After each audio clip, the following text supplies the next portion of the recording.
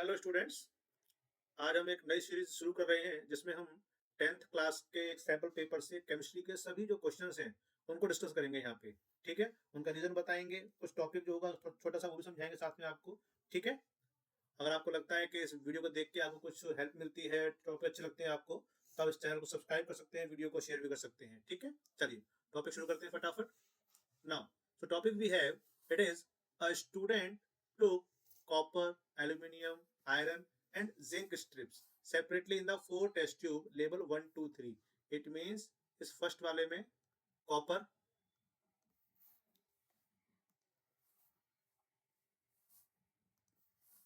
First वाले में copper है, सेकंड में एल्यूमिनियम, देन इसमें आपके लिए आयरन दिया हुआ है और यहाँ पर आपको कहा गया जिंक है। ठीक है, अब क्या कह रहा है, he added 10 ml of freshly prepared ferrous sulfate solution.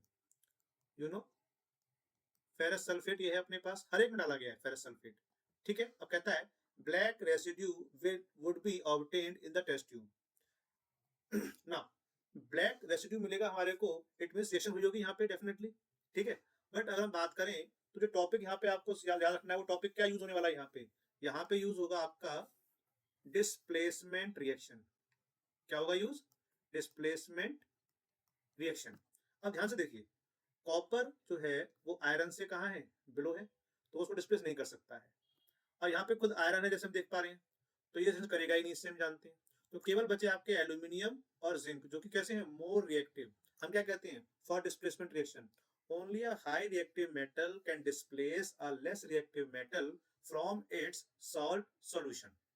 Okay, तो एल्यूमिनियम एंड जिंक यहाँ पे जो है ना, वो इसके साथ रिएक्शन कर सकता है। एल्यूमिनियम विद FeSO4 करेगा रिएक्शन तो क्या बना देगा, it will form Al2SO4 thrice and it will displace Fe।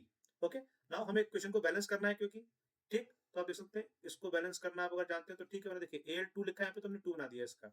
SO4 में क्या लिखा है, देखिए थ्राइस लिखा है ना अपन ने, तो यहाँ पे क्या आएगा, मतलब 3 आने वाला है, तो Fe कितना हो जाएगा यहाँ पे, 3 मोल हो जाएगा। ठीक है, it is the balanced chemical reaction.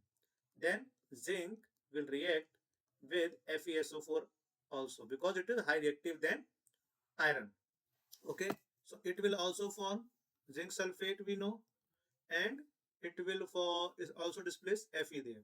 So only in these two reaction we will get the black residue there. Okay, so our answer will be this one. Okay, चलिए next one. Which of the following metal do not corrode in a moist air?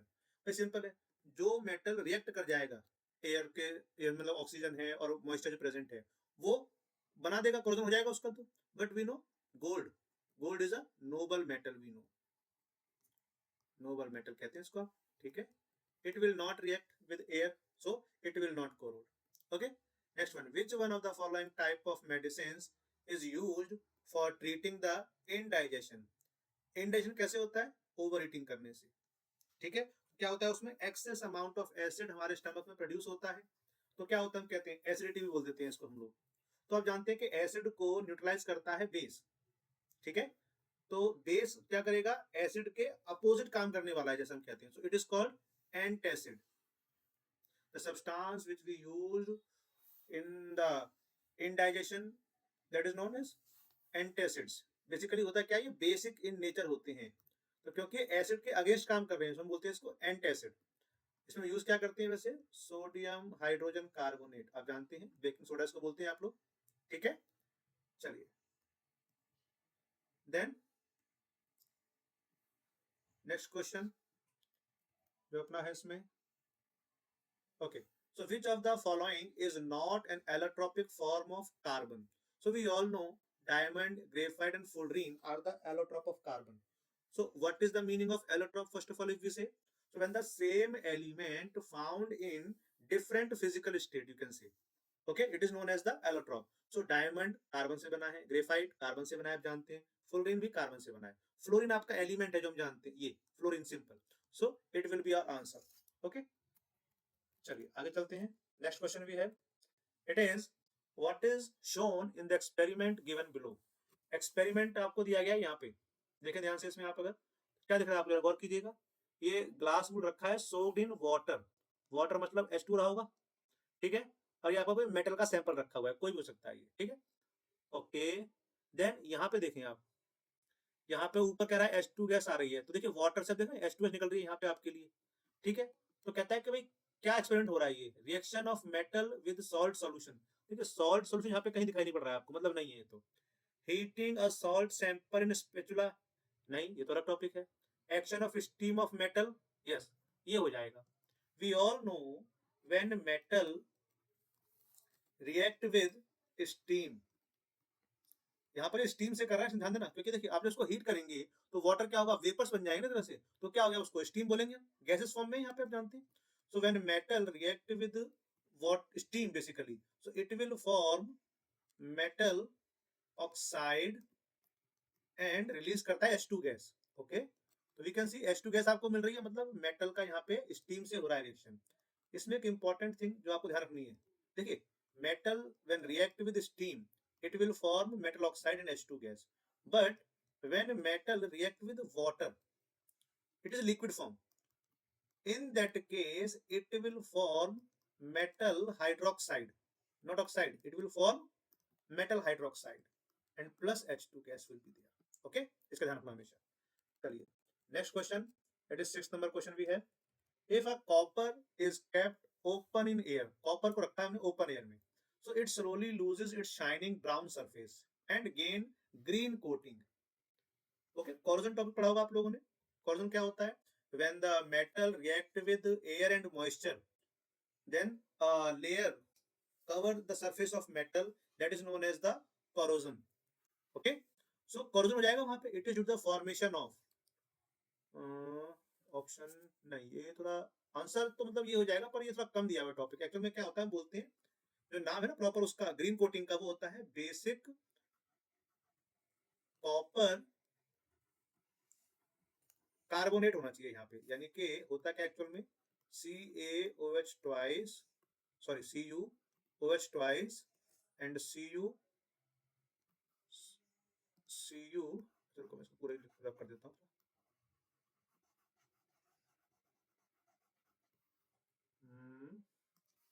हाँ, it is copper hydroxide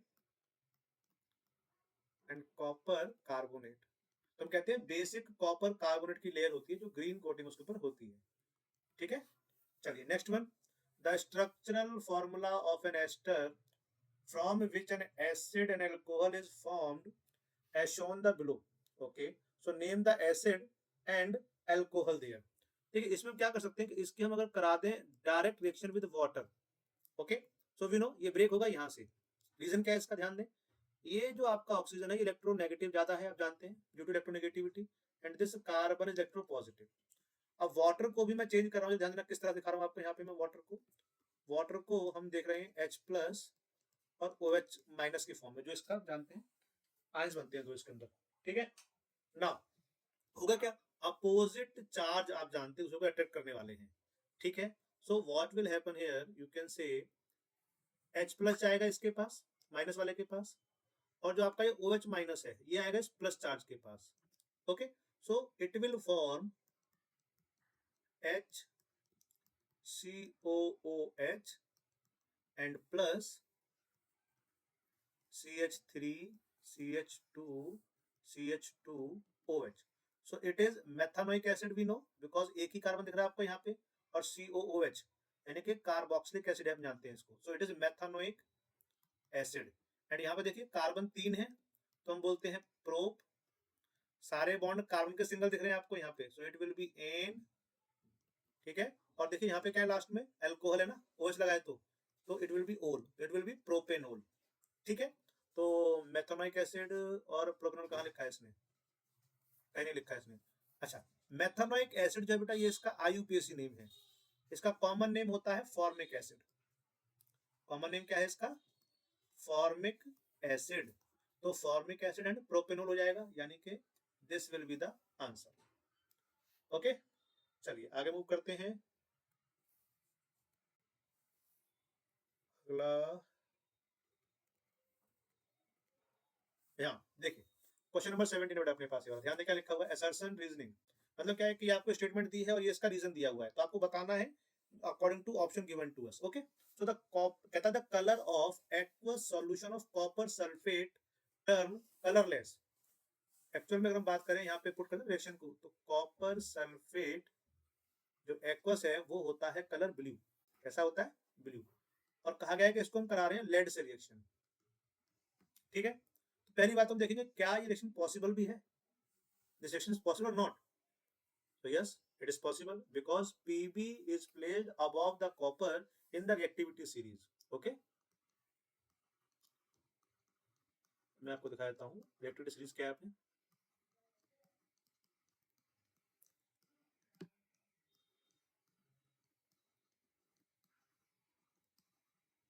ये अपनी series आप जानते हैं, top to bottom आने पर reactivity decrease हो रही है आप जानते हैं. तो देखिए लेड यहाँ है और कॉपर यहाँ पर है कहीं, तो मतलब क्या हुआ, लेड से नीचे है ना बेटा ये, तो definitely PB can displace copper from their salt solution.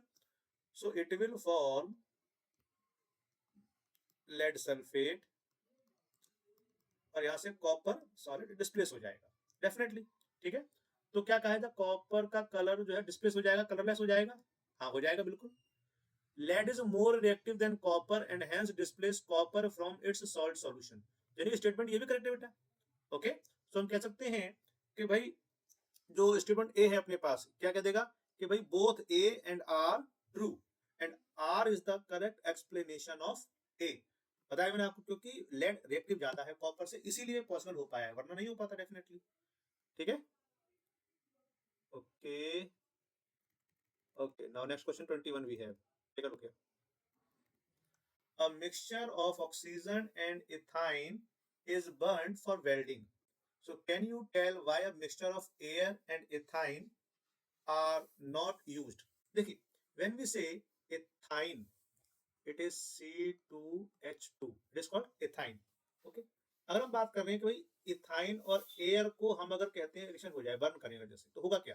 देखिए एयर में हमारे पास आप जानते हैं N2 भी है और O2 भी है.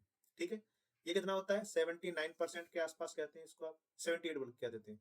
ये 21% के आसपास हम कहते हैं. ठीक है, now when they react, definitely they can react, but it will produce less amount of heat. Reaction तो होगी क्योंकि कंबशन है, and we know by the combustion reaction heat will be produced there. Okay, but it will produces less amount of heat because of the less amount of oxygen is present there.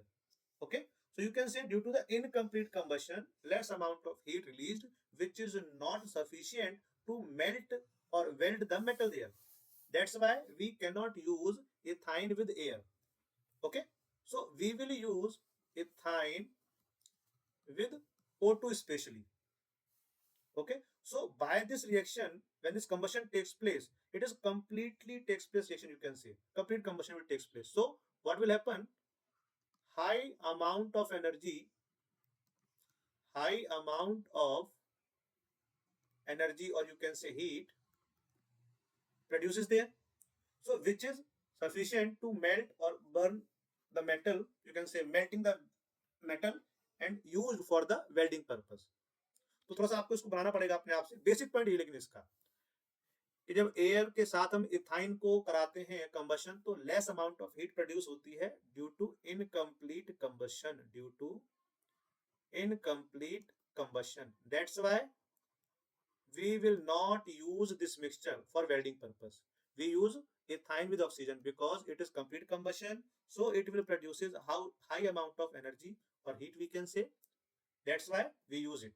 Okay, चलिए इसमें next question है क्या अपना कोई और इसके अलावा यहाँ पर नहीं है. अब सीधा 27 पे आ गए अपन लोग. ध्यान दें 3 मार्क्स क्वेश्चन है आपके लिए. तो very first topic, which type of metal can be obtained in their pure form by just heating of their oxides in air. Give one example. Okay, ध्यान देना.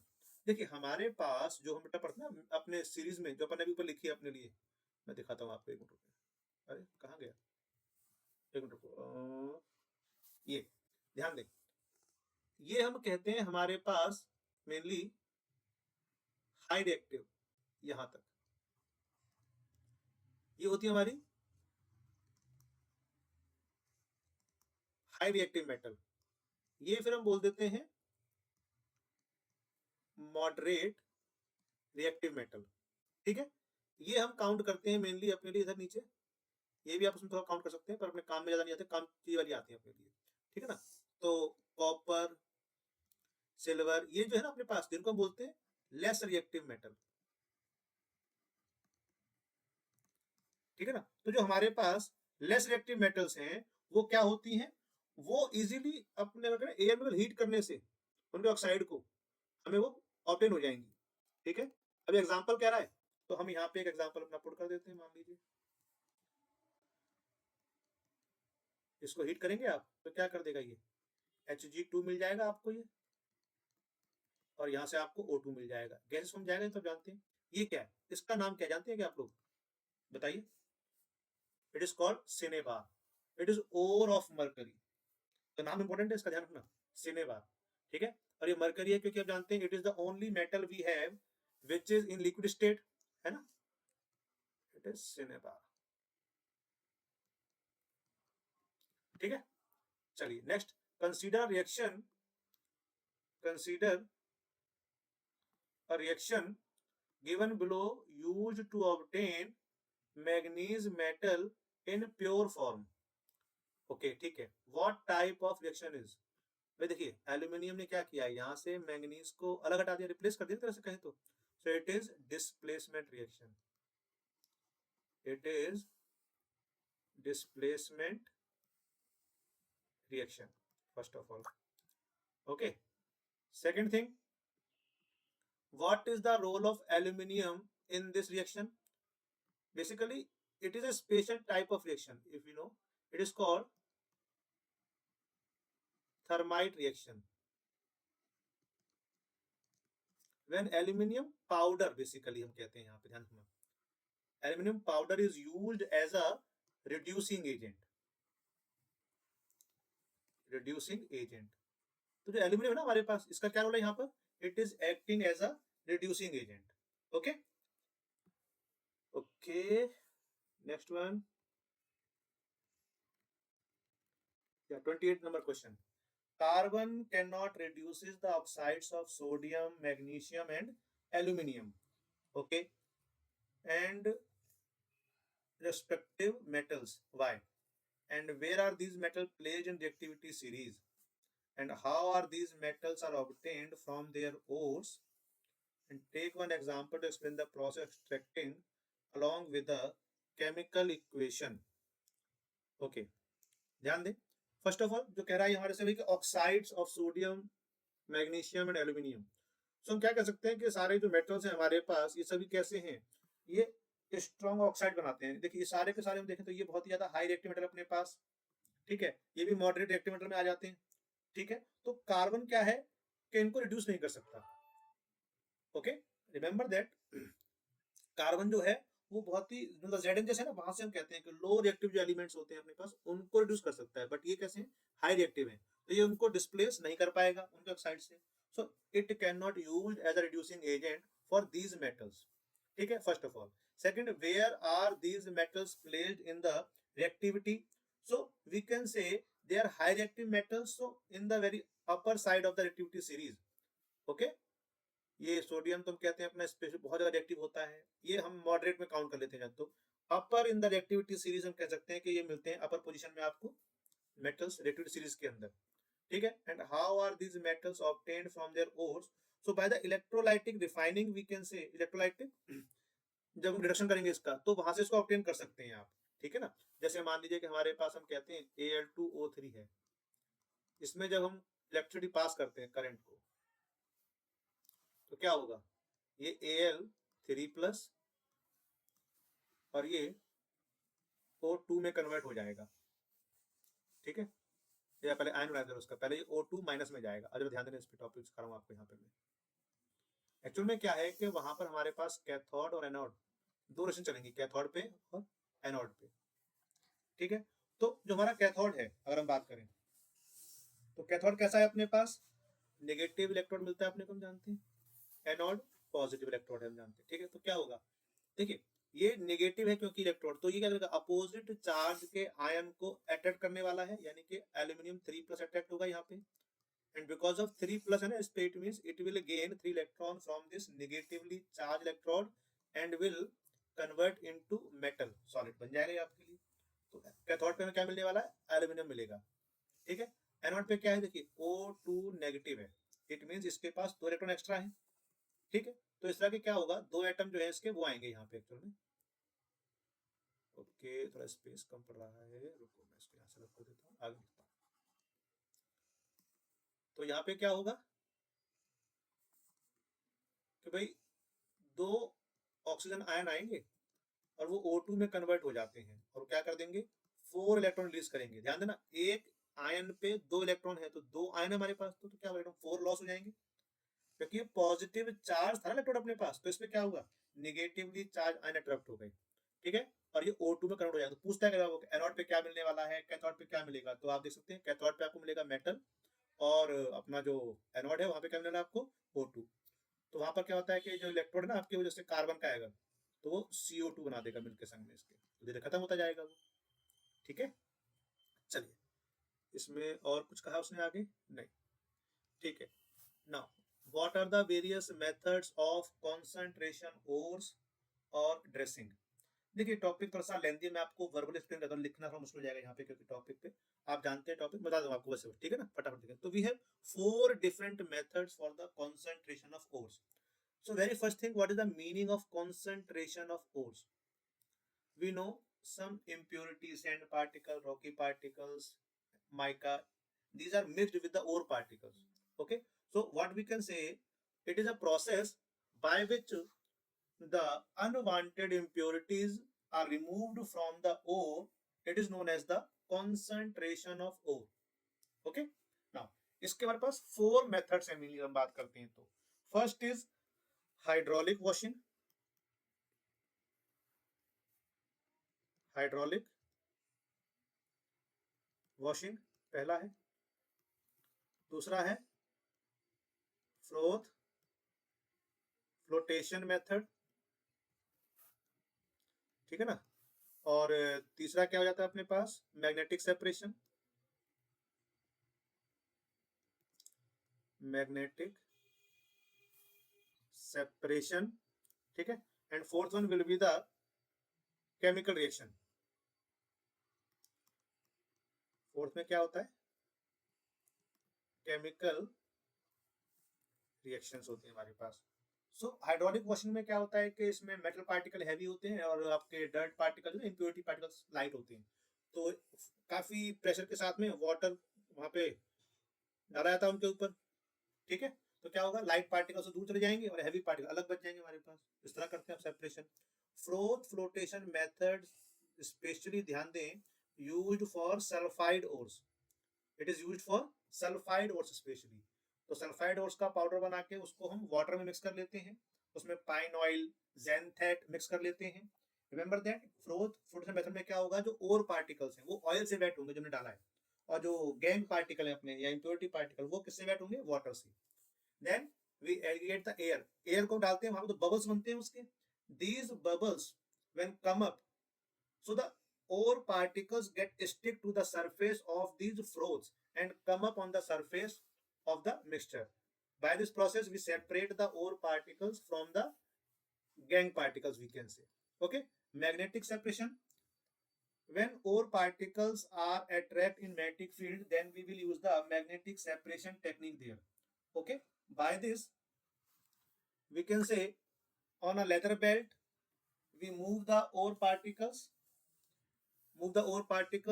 and one of the round जो wheel है ना वहां पे वो magnetic होता है एक्चुअली, तो क्या करेगा वो मैग्नेटिक फोर्स को अट्रैक्ट कर लेगा। जैसे मान लीजिए ये एक बेल्ट बना दी मैंने यहाँ पे, ये रोलर है यहाँ पे, ठीक है, ये सब मूव करता जाएगा यहाँ पे, हमने कहा है कि ये मैग्नेटिक है अगर मान लिया, तो क्या होगा कि जब इस पे हमने अपने रखे डर्ट सारे मिक्सचर पार्टिकल सारे जब आप पर आएंगे यहाँ पे, तो जो मैग्नेट अट्रैक्ट नहीं हो रहे हैं वो स्पीड से आ रहा है क्योंकि, तो यहाँ पे गिरेगा आके, ठीक है। और जो मैग्नेटिक फील्ड में अट्रैक्ट होते हैं वो क्या होगा, इनके साथ में अटैच होके यहाँ तक आ जाएंगे क्योंकि व्हील मैग्नेटिक है। पर देखिए इसके बाद तो व्हील मैग्नेटिक नहीं मिलेगा यहाँ पे, तो क्या होगा, ये यहाँ से ड्रॉप हो जाएंगे, इधर इकट्ठा हो जाएगा यहाँ पे। तो इस तरह से हम इसमें सेपरेशन कर लेते हैं। केमिकल रिएक्शन की हम बात करें तो देखिए क्या होगा कि जो कुछ हमारे और पार्टिकल्स हैं, दे can react with certain reagent, but impurity particles cannot react with these reagents, so they will form the compound. So the ore particles will make compound with the reagent, okay, but impurities cannot, so we can easily separate them. Okay, okay, इसमें और कोई topic नहीं है अभी फिलहाल, या इसमें कोई होगा क्वेश्चन तो अपने लिए भी, या इट इज 34 नंबर क्वेश्चन भी है बेटा, take a look here. Question क्या, ध्यान से देखें, कहता है distinguish between esterification and saponification. देखिए, if we say esterification, what is esterification?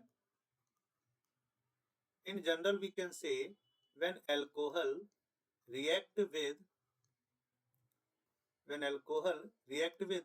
carboxylic acid, when alcohol react with carboxylic acid in the presence of a small amount of H2SO4, concentrated H2SO4, then it will form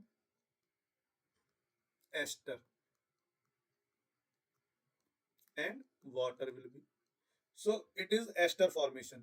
So it is called esterification. The formation of ester when the alcohol react with carboxylic acid in the presence of concentrated H2SO4, then a sweet smelling ester. Remember that, ये बहुत important point है इसका. It is, you can say, a sweet smelling, है ना?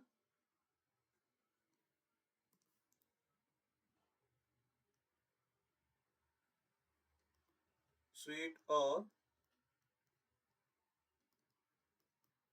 Frooti smell का हमें मिलता है सब्सटेंस, तो ये हो जाएगा एस्टरिफिकेशन, क्योंकि एस्टर बन जाता है। एस्टर होता है, हम कहते हैं फ्रूटी स्मेल का हमारे पास, जो परफ्यूम में यूज किया जाता है। When we say saponification, saponification क्या होता है, ध्यान दें, व्हेन एस्टर, व्हेन, ये बेसिकली बॉन्ड है, ठीक है ना, when this ester react with sodium hydroxide, so we know it is also positive or negative part in this we have, and here again it is partial negative and it is partial positive, we can say. Okay, so what happen, you know, opposite charges attract each other, ये break होगा यहाँ से, तो Na पहुंच जाएगा इस O के पास और OH कहाँ जाएगा, इसके पास, so it will form CH3COONA plus C2H5OH. So when ester react with sodium hydroxide, which is a base, so it will form alcohol and a salt of sodium. This reaction is known as the saponification. इसका नाम क्या है, इसका नाम है sodium acetate, एथानॉइड बोल सकते हैं आप इसको, एसिड क्या कॉमन नेम है, अगर कहें तो एथानॉइड हो जाएगा इसका IUPAC नेम। ये अपना एथेनॉल है, आप जानते हैं, तो दो कार्बन इसलिए इथेन और अल्कोहल है इसलिए ओल, तो एथेनॉल बन गया ये, है ना। चलिए, write a level diagram to describe the formation of ester. ठीक है, इसमें क्या है ना कि आपको बस एक टेस्ट ट्यूब ले लेनी है, उसमें दिखा देंगे कि यहाँ पे हमने वाटर लिया हुआ है बेसिकली, और एक टेस्ट ट्यूब लिया हमने, और इसके अंदर हमने क्या कर दिया, अल्कोहल प्लस एथेनोइक एसिड को along with some drops of H2SO4 डाल दिया है, तो क्या होगा, स्वीट स्मेलिंग आपके पास जो है एस्टर मिल जाएगा। इसको हीट करेंगे हम यहाँ पर, तो वाटर के थ्रू हीट जाएगी यहाँ पे और तब रिएक्शन मिलेगी आपको, तो प्रोडक्ट बना देंगे फिर आप ये वाला दोबारा से, again you can use this reaction. Okay okay, so what are the detergents chemically, detergents का भी डेफिनेशन क्या है बताइए, याद होगा आपको तो। So we can say detergents are the long chain carboxylic acid of the sulfate salt, ठीक है ना। फिर क्या है question, list two merits and two demerits of using the detergents for cleansing. देखिए, अगर हम बात करते हैं मेरिट्स की, तो we can easily say that detergent can be used with hard water also, soft water में तो करेगा ही, but it can use in hard water also. Remember that soaps cannot work with hard water, but detergents can be used with hard water. दूसरा, it's solubility is greater than the soap, soap से ज्यादा soluble है. Third one we can say cleansing property of detergents is very high in comparison of soaps. तो तीन topic हो गए अपने पास, दो पूछे उसने हमसे शायद, है ना. तो तीन टॉपिक हो गए अपने पास. पहला क्या था मैंने आपको, detergents can easily clean the clothes with the hard water. Second, they are more soluble, detergents are more soluble than soaps. Third one, you can say its cleansing property is very high, you can say, as compared to soap. And next okay, अगला demerits. So demerits we can say they create the water pollution first of all. ये क्या करते हैं, water pollution बनाते हैं ज्यादा. Second हम कह सकते हैं, या एक काम करें, इसको सेकंड बोले, पहला बोले कि जो हमारे डिटर्जेंट है, डिटर्जेंट सारे जो अपने पास है, most of all they are non biodegradable in nature, and because they are non biodegradable, so they will produce the water pollution after the use. Okay. Second, they can cause soil pollution also. भाई when they are non biodegradable, अगर हम जो use करें detergents को, वो हमने use किया और उसका वाटर कहीं सॉइल में डाल दिया अगर, तो क्या होगा, डेफिनेटली वो सॉइल में अगर जाएगा तो वहां पे सॉइल को भी क्या करेगा, पोल्यूट कर देगा. ठीक है, तो दोनों टॉपिक हो जाएंगे आपके लिए. ठीक, चलिए. देन अगला टॉपिक क्या है यहाँ पे अपने पास, state the reason for the solubility detergent for washing even the case water having calcium and magnesium ion. देखिए बहुत सिंपल है. और हम बात करते हैं भाई कि जो अपने पास ये कैल्शियम और मैग्नीशियम प्रेजेंट बेशक हैं, but they will not form the insoluble salt with detergent. Okay, because calcium magnesium ion will not form insoluble salt with detergent, so they are very much suitable, or you can say detergents are very much suitable for the washing the clothes even with the hard water. Remember that calcium and magnesium ions जो है ये present होते हैं hard water के अंदर. when we say soap, soap इनसे करता है रिएक्शन, ठीक है, और वो बनाता है insoluble substance. इस वजह से उसकी क्लीनिंग प्रॉपर्टी कम हो जाती है वहां पे, हम कहते हैं. ठीक है, ओके. एक कुछ और होना चाहिए यहाँ पे अपने पास. हाँ, ये रहा 37 नंबर क्वेश्चन. देखिए आपको यहाँ पे दिया है statement. It is next last question I think अपने पास. It is copper sulphate crystal contains water of crystallisation. Water of crystallisation मतलब जानते हैं आप लोग क्या होता है, कि वहां पर आप वाटर से कहते हैं ना, कॉपर सल्फेट 5H2O लिखा अपन ने. तो ये जो ध्यान दें, तो कॉपर सल्फेट पे जो हमारे पास ये जो है ना वाटर मॉलिक्यूल जो प्रेजेंट है, ये 1 यूनिट जो कॉपर सल्फेट के संग प्रेजेंट है, ये अपना 5H2O, इसको हम बोलते हैं वाटर ऑफ क्रिस्टलाइजेशन. ठीक है, जब हीट करते हैं तो ये हट जाता है, ये व्हाइट हो जाता है, हम कहते हैं, क्योंकि वाटर मॉलिक्यूल हट जाएंगे इसके अंदर से. ये अलग कर दें अगर आप, तो पहले ब्लू है, it is blue in colour initially, but when we heat it and water निकल जाएगा यहाँ से, so it will be, you can say, white. ठीक है, ओके. Now heating gypsum. अब देखो यहाँ पे एक ट्विस्ट है, यहाँ बात चल रही है कॉपर सल्फेट की सारे में, ठीक है, प्रॉपर. अब यहाँ जिप्सम लेके आ गए. जिप्सम क्या होता है, वो भी सल्फेट ही है, बट कैल्शियम का है वो सल्फेट, ध्यान रखना. कैल्शियम सल्फेट डाइहाइड्रेट जो अपने पास है, वो है अपना gypsum. When we heat gypsum at 373 Kelvin temperature, okay, then it will form calcium sulfate hemihydrate. क्या बना देगा वो, कैल्शियम सल्फेट हेमीहाइड्रेट बनाएगा वो. ठीक, and 1.5 molecule of water will be expelled from the calcium sulfate dihydrate, that is gypsum. It will form, the new substance is forming, it is called in short POP. Full name क्या है इसका, plaster of Paris. Chemical name क्या है इसका, it is calcium sulphate hemihydrate. ठीक है, okay. चलिए, और कोई टॉपिक है क्या इसमें, नहीं, फिनिश. ठीक है बेटा, तो आई होप के टॉपिक जो मैंने सिखाया आपको यहाँ पे आप लोगों ने अच्छे से एंजॉय भी किया होगा, समझा भी होगा इस टॉपिक को। अगर अभी भी लगता है कोई टॉपिक डाउट है तो आप मुझे भेज सकते हैं, कमेंट कर सकते हैं, वहाँ पे भेज दें। ओके। और अगर टॉपिक समझ में आपको अच्छे से आया है और आपको लगता है कि चीज़ें काम की हैं आपके और दूसरा भी इससे फ़ायदा ले सकता है, तो प्लीज़ इसको शेयर करें। और मिलते हैं फिर नेक्स्ट सीरीज़ में। ये पहला मैंने आपके डाला है, इस करके मतलब पॉसिबल है कि कम से कम 5 से 10 तो इसमें मैं डालूँगा ही सीरीज़ वाइज़, ठीक है? तो आप कोशिश करें, आप सब्सक्राइब कर लें ताकि आपको जब न्यू आपका ये मिलेगा कोई भी सैंपल पेपर तो आप तक पहुँच जाए काफ़ी ईज़िली, ठीक है? चलिए, ओके, बाय एवरीवन।